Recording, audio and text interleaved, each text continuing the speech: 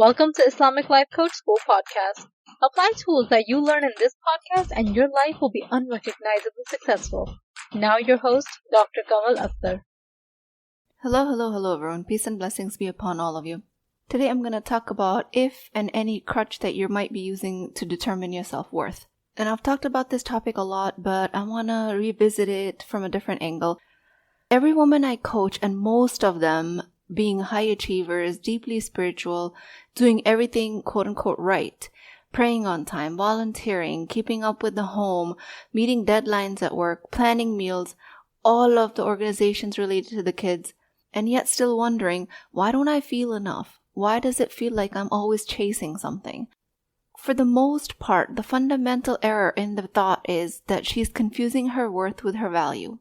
What she doesn't realize as a person, and you might not be realizing either, is that you're leaning on accomplishments, your productivity as crutches to fulfill your self-worth. Not because she wants to show off or impress others, and that's why she's doing these things, but because deep down she's terrified that without these things she won't matter. Her career, her kids, her cooking, her Quran and other spiritual goals, her hijab, her emotional labor, or her physical labor. All of it becomes a way to earn something that was never meant to be earned, and that is her right to feel worthy. And I'm speaking directly to you, because the hardest part is that these crutches are invisible. They look very virtuous. They are worship, motherhood, discipline, ambition, and all of these things look beautiful. But when you use them to hold up your identity, and you feel hollow or lost without them, they stop being blessings and they stop being beautiful. They start to become burdens, because then that's what weighs you down.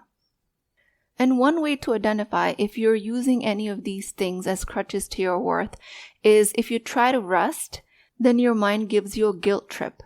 Your mind, it starts to whisper, I'm wasting time. I should be doing something else. Even if you sit down for 5 minutes, your brain fires off a to-do list and all of the things you haven't done yet. The voice says, don't just sit there, you'll fall behind. And behind what? Behind who? That's the question it never asks and never answers. What you've been sold since childhood is that your worth is earned through productivity. And especially when you're a Muslim woman, it tells you that a good Muslimah serves non-stop, makes everyone comfortable, is always on whatever is needed, is never tired, doesn't question. She's useful, she seems busy. But the irony is that behind all of this lie, your worth was decided long before you had a chance to prove anything. Your worth was decided before even your body was formed, before your name was given as an identity, before your parents even taught you right from wrong. And that's when your soul stood before Allah SWT, and Allah asked, Alastu bi Rabbikum?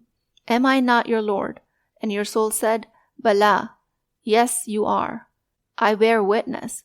That is the moment where your worth was sealed. Not because of anything you did, not because of anything you promised to do, simply because you were recognized by your Creator. And that's the kind of worth I'm talking about here. The worth that is not built, not earned, not achieved. It's been bestowed upon you. And the most confusing part for a lot of Muslim women is that you don't even unlock or lock that worth up with worship. You don't boost it with good behavior. You don't lose it with sin. You were created with it intact, and the one who created it for you is perfect. And this is where so many women get stuck. Even the ones who love Allah SWT deeply have conviction in their faith. If worth always remains intact, then what happens to the concept of sin and evil and worship and good deeds? What happens if someone disobeys Allah SWT or lives their entire life in worship and remembrance of Allah? And the answer to that is very simple for me. Yes, Allah SWT loves the people that are striving in His path, but you have to remember is that you're not doing it to become worthy. You're doing it because you already are worthy. When you worship from a place of unworthiness, your salah becomes a transaction.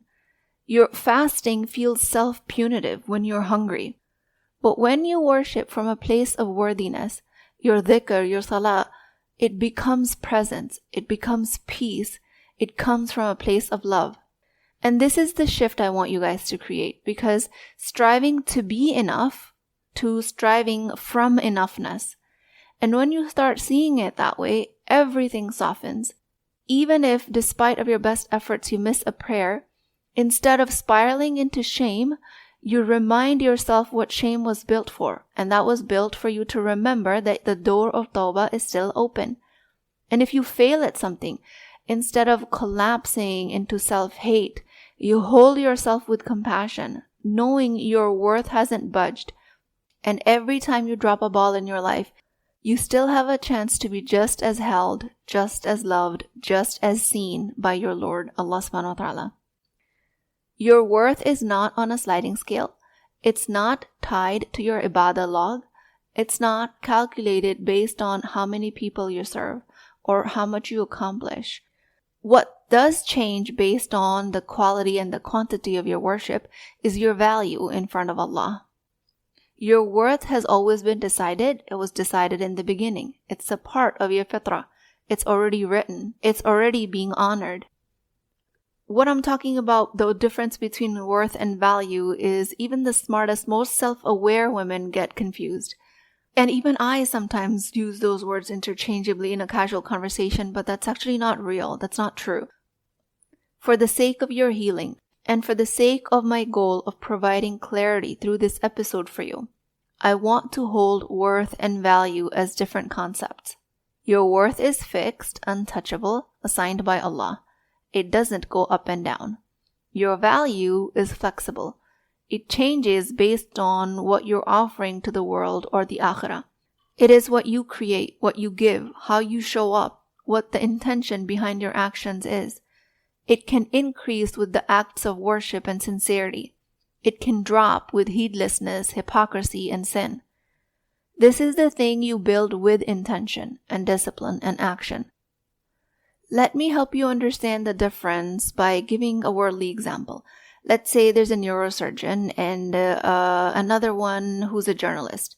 They both have equal worth as human beings, but their value, the thing they contribute to the world, is different. The neurosurgeon is paid differently, not because she's more important as a person, but because of the value she provides in the specific space. Her training was hard, her work is technically demanding. And the journalist, on the other hand, while also deeply essential in her own right, contributes a different kind of value. The problem arises when you start believing that the neurosurgeon is worth more than the journalist. Everyone is equal in front of Allah. Everyone lines up in salah equally in front of Allah. When we start mistaking our worth with our value, that's when we start to create burnout by chasing goals in this world. Yes, it is absolutely true that higher taqwa raises your rank in front of Allah, that more sincere intention carries more weight, that a small deed done with presence can be more valuable than a larger one done with arrogance. And yet, none of that touches your worth. And the distinction between those two concepts of worth and value is extremely important, because when you realize your worth is intact, you stop chasing. You stop using the world as your crutch, and you start to heal. When you stop confusing the two, your worship becomes cleaner. Your good deeds don't stay contaminated with the desperate need to feel like you matter. Your business, your parenting, your dhikr, they become an expression of your value, not an attempt to fix something that was never broken. You stop trying to earn your place in the world, and you start offering value to the world from a place of deep-rooted conviction. And that elevates your intention behind your actions more than anything else in the world. So today I want you to ask yourself, what have you been using as a crutch for your self-worth? Now notice I didn't tell you to ask if you're using something for a crutch for your self-worth, because I know for sure that's happening somewhere, somehow. Just sit with this question. What have I been using as a crutch of my self-worth? What have you been subconsciously saying, as long as I have this, I am enough? Is it the amount of books you read? The people that are praising you at the dinner party that you hosted? How many dishes you served? How many kids you've raised? The size of your paycheck? The compliments that you get at work? The quality of your wardrobe and how you dress? The number of Instagram likes? The fact that your husband seems happy with you or he complains. The way you never start a conflict and always keep the peace. What is the crutch that your self-worth is hanging on? Because whatever you identify it as, that is not related to your worth at all. You can stop chasing it. It's just built to seem that way by your brain to make it feel safe. But the most beautiful part is that your worth was never in danger to begin with. So there's nothing to fear. You are already worthy, already acceptable, already lovable. Your degree, your happy marriage, the carefully curated image of being capable, competent, and calm, you don't need those things to be enough. You might want them, and that's allowed, and you can strive towards all of that, but you don't need it. Healing comes when you say, I'm not doing this because my worth depends on it. I'm doing this because I choose to, because I want to, because I want to contribute, because I want to love my children, because I value higher education, because I want to build financial independence, because I believe in excellence, because I'm doing it for Allah SWT. Once you name your crutch and stop calling it the source of your worth, you get your freedom back. You shift your language from I have to do all of these things to I want to do all of these things. You go from this defines me to this expresses me. And suddenly the life that used to feel heavy becomes lighter. What used to feel like pressure becomes peace. And that ever-moving goalpost of achieving self-worth with action becomes achievable and internalizes. And from now on, your actions are rooted in value, intention, and purpose, not fear of unworthiness. And inshallah, when you're able to do that, life doesn't just get easier with the same amount of ambitious goals. It becomes sacred, inshallah. It becomes a life of ihsan. I want you guys to go from I'm proud of achieving to I'm proud of doing to I'm proud of just being. To be proud of being means you don't tie your peace with your checklist. You don't earn your approval.